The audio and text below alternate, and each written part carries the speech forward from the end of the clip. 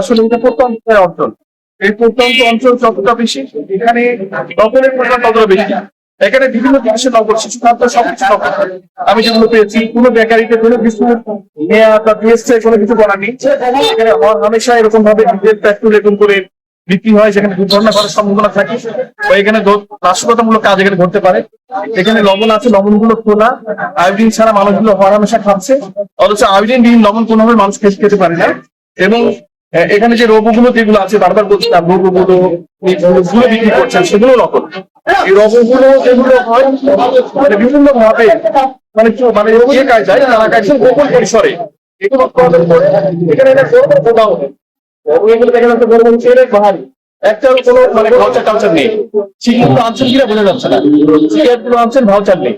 এগুলো সরকার কাছ থেকে লক্ষ লক্ষ টাকা মানে কোটি কোটি টাকা, হাজার কোটি টাকা এক বাজারের সময় লোপাট করে ফেলে, মানে ভাউচার না দরকার, কারণ এখান থেকে ট্যাক্স বা কোনোটাই পাই না। ঠিক একইভাবে তেলের যেগুলো আছে কোনো রকম আমরা ভাউচার পাচ্ছি না। ভাউচার না পেলে তেলের দাম এখন উঠে যাবে, পাম অয়েল সয়াবিনের তেলের দাম খোলা বাজারে বাড়ছে। এই জিনিসের জন্যই আমরা আসলে আসলাম। এবং হওয়ায় এখানে প্রচুর পরিমাণে নকল, এবং আমরা দেখছি শিশু থেকে শুরু করে সব রকম জিনিস, চিপস থেকে শুরু করে যত রকম আছে, তারপরে বিভিন্ন রকমের জুস আছে, সবগুলো নকলের মানে ইয়েতে ছেয়ে গেছে। এবং এই যে যেমন এর উদাহরণ হচ্ছে যে এরকম বিভিন্ন নামে বেনামে তারা নকলের বিভিন্ন কোম্পানি নকল করছে, এবং দুঃখজনক। এবং তার এই 3টা গোডাউনে আমরা পাচ্ছি এরকম আছে।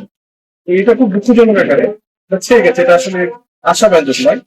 তো আসলে এই ধারায় মানে আমাদের ভোক্তা অধিকার আইনের আমি ওনাকে 45, 53 এবং 44 ধারায় মিথ্যা বিজ্ঞাপন ব্যবহার করছে, প্রচুর মিথ্যা বিজ্ঞাপন। এই যে নকল জিনিসগুলো ছিল, এটা বুঝে গেছেন না, ওই যে মানে যে গুলির মতো জিনিস, সেটা আমরা নকল বিক্রি করবো, ওনাকে 1 লক্ষ টাকা জরিমানা করলাম।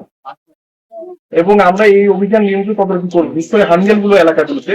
এবং আমরা দেখছি যে এখানে বিশেষ করে যে লবণ ওয়ার্নিং দিচ্ছি, লবণগুলো যেগুলো ব্যবহার করা হচ্ছে, যেগুলো মানুষ খেতে পারে না, আয়োডিন যুক্ত লবণ ছাড়া, এখানে হামেশা খোলা লবণ গুলো বিক্রি হচ্ছে।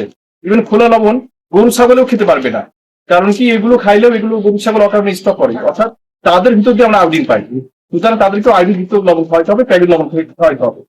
এবং এইগুলো দেখছি যে মানে গোডাউন বাই গোডাউন এগুলো ভর্তি আছে, সিগারেট পর্যন্ত নকল হচ্ছে।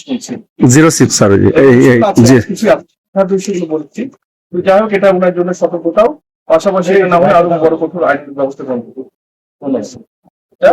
50 টাকা সতর্কতামূলক জরিমানা করা হয়েছে, পচে গেছে, পচে পোকা হয়ে গেছে, কোনো কিছু করে রেখে দিচ্ছে। এরকম অবশ্য জিনিস তারা এখানে মেয়াদ, এই গ্রামে একদম প্রত্যন্ত অঞ্চল, মানুষজন জানে না, এখানে এসে এই মেয়াদ উত্তীর্ণ জিনিসগুলো উনি মেয়াদ উত্তীর্ণ আছে, মেয়াদও আছে।